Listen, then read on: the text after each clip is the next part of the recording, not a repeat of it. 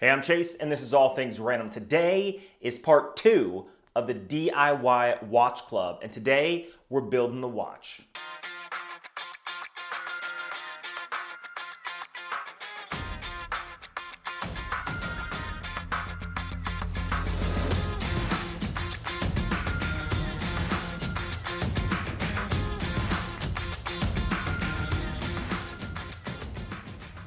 Now, if you guys want a serious in-depth review when it comes to the build, my recommendation is to go on to the link down below to their actual website. They have videos and tutorials with high-def camera angles. This is not going to be one of them. This is a straight shot from above. I tried to zoom in as best as I can when I'm working on it. This is just an overall, hey, how to put it together and just how easy it actually is. So my video in no way is an in-depth tutorial. However, it does show you that it is not a complicated watch to actually build. In fact, here it is right here on my wrist. I'm super excited to actually do the review today and release it tomorrow. Now, if you find that interesting, let's flip the camera around and dive right into the build. Now, first I'm going to tell you that I'm going to voice over this as best as I can. Now, I did this build yesterday, and after 45 minutes, I realized once it was completed that I didn't have my microphone on. So here I am after I edited it. Now, one of the things you want to do is get everything set up on the bench and ready to go. Just pull everything out of that watch kit that you think you need, and then put it off to the side. The movement, the dial, the hands, the loop, the tools, and make sure you put those finger condoms on, or finger clots, whatever. I like finger condoms far better. Now, the first thing we're going to do is pull the movement out. Again, this is an NH35, not a hard movement to work with. In fact, it is a pretty solid workhorse. So make sure you have these finger condoms on, because the last thing you want to do is touch the movement. The oil of your fingers can actually do some damage over time. Now, the next thing you want to do is you want to make sure, because there's no hands, that you rotate clockwise the crown stem, and you want to make sure that you watch the date wheel to flip over. Now, it starts flipping over about 10:30 and then snaps into place about midnight. This is where you're going to set up your hands, because once you get the date function in the correct position, you understand where the 12 o'clock is, then the next thing you're going to do is put on the dial. Now, the dial, again, is one of those things that you do not want to touch with your fingertips. Make sure that you only touch it with the finger condom fingers. Now, this thing fits on very easy. There's two little tabs, or two little sort of pokey outs that go into the watch case itself. As long as you line up the date window, you'll see that the dial just sort of falls into place, and you'll see exactly where the holes are. Not very difficult, in fact, super easy, and then you just press it into place. Now that you have the dial on the movement itself, you're going to take out the hands. Now, again, the reason why we set the movement up to 12 o'clock is because we're going to put these hands in order from hour hand, minute hand, second hand. Now, these are sort of like a stepped tiered system. The hour hand is going to have a hole that's slightly bigger than the minute hand, which is going to be slightly smaller. And then the second hand is actually going to be a reverse of that. There's going to be a hole in the second hand that kind of slips onto a pin. Now, you can choose to use this guard to make sure you don't scratch the dial. Now, you're going to be doing all this with a pair of tweezers. I wasn't really concerned because I've done this several times. But if you do use the guard, make sure that the opening is facing the 12 o'clock so you can see where to line up the hands. Now you use the hand pusher tool that they give you, and make sure that the side you're using is correct once you line it up. Again, you are only putting a round hole on a round peg in the center. It's not too difficult. The biggest thing you have to worry about is that you're very careful with the hands, especially pushing them on. Now that I have the hour hand set, next is going to be the minute hand. Now, I'll be honest, the first minute hand that I tried in this set, it was extremely hard to get on. In fact, I had to look to make sure that I was given the correct hands, because if you don't have the correct hands, it doesn't actually fit on the movement. Diameters actually make a difference when it comes to watches, which is why this is a nice kit. You don't have to source everything out. But this is the second minute hand, and it tended to fit a little bit better. However, it did take an ungodly amount of force to make sure it was pressed on far enough. Now, while you're setting these hands and putting them in place, you want to make sure that they are level with the watch dial. You don't want them to be bent forward or bent back. In fact, when you put on all the hands, you're going to do a function check to make sure none of them get hung up on anything else. Next is going to be the second hand. Now, the second hand is far harder to do than any of the other ones. In fact, I haven't had my jeweler's loop on really until the actual second hand.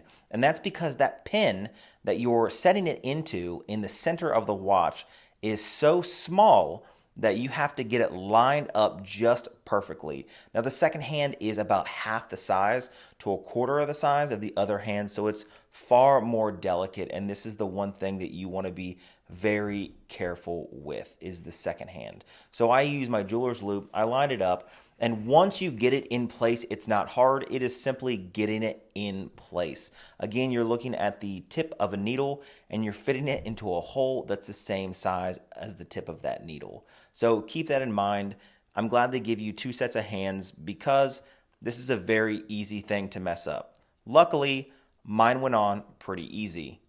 Now, once everything is pressed into place and you feel confident, next is going to be bringing this thing to life and doing a function check with it.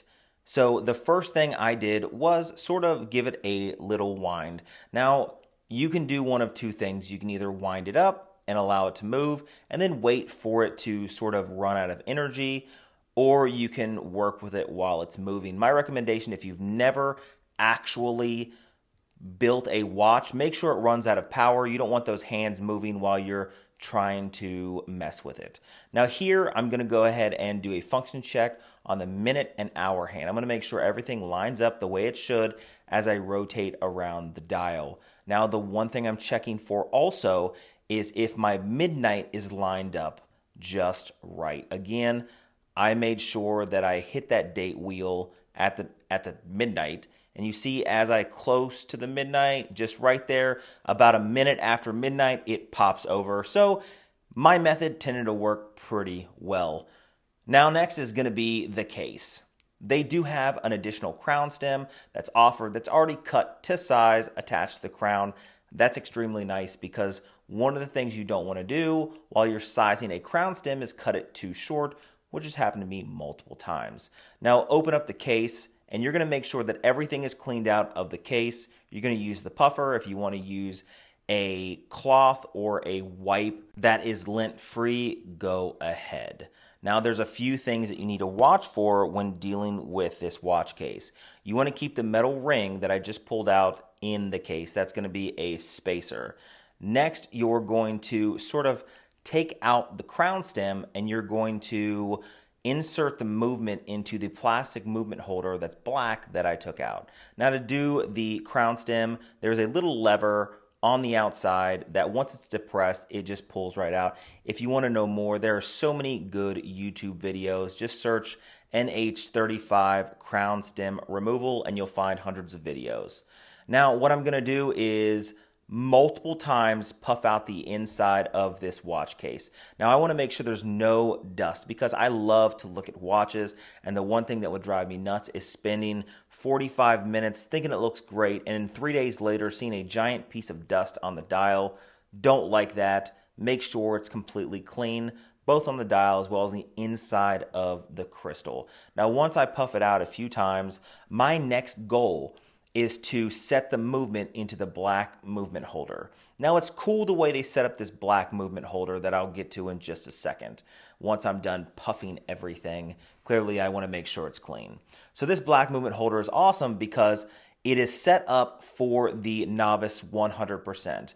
Now, the chapter ring is attached to the movement holder. So once you put the movement into the movement holder, it is not difficult to align the chapter ring because it just snaps into place. There are 2 little prongs that set down sort of like the dial to the movement, and it lines everything up perfectly. Now, you'll see on the outside of the movement holder, there's actually a rectangle that's different than the rest of the rectangles. It'll be longitudinal instead of horizontal, so that right there is where your crown stem goes. Once the crown stem is in place inside of the actual movement, everything inside the case will line up. Now, you want to make sure that as you're going through this, that you make sure everything is lined up to the best of your ability. Now, the movement is pressed into the plastic movement holder, but it's not set permanently. So when I click in this chapter ring, I still have some adjustment that I can do with my pair of tweezers to make sure that the chapter ring lines up with the movement itself. This is extremely important. The last thing you want to do is build yourself a Seiko SKX 007 and realize the chapter ring or the bezel is not lined up. You can do better than Seiko, and I sure as hell know that I did during this build. So you see, I just gave it a little adjustment there, used my tweezers. I found the hole to the crown stem, and I sort of just use a little bit of pressure downward, and I move the movement in the proper direction. Now, the only thing left to do is place this into the case itself. Now, again, you see, I am puffing it as much as I possibly can because I want to make sure there's no debris, no dust in the case. Now, what you're going to do is pick up the movement, and you can do one of two ways. You can either hold it flat in your hand and then set the case on top of it, or sort of do what I'm doing right here and do like a modified V, right? Have everything to the side and then sort of roll it together, and then it's cased. Now, the chapter ring and everything that's inside is not going to allow the hands to touch the inside of the sapphire, so you don't have to worry about that. My recommendation, if you've never done it before, is to hold the movement in your hand facing upward and place the case on top, and then flip it over. Next is to insert the crown stem. Now, this has already been cut for you, like I said, and it is not hard to do. What you're going to do is basically just push it into place. You want to make sure everything is tight, and you want to make sure that crown stem pops right in. If it doesn't pop right in immediately, what I would do is depress that lever that you used to take it out, and then wiggle the crown stem into place because there's a square at the end. You want to make sure it gets into the square hole, which is actually like a gearing system. Once the crown stem is locked into place, it's not going to pull back out, and you can go through and do a function check of the watch. You can wind it up, you can pull it to the first position, change the date, make sure that works, pull it to the second position, and then make sure the time sets correctly.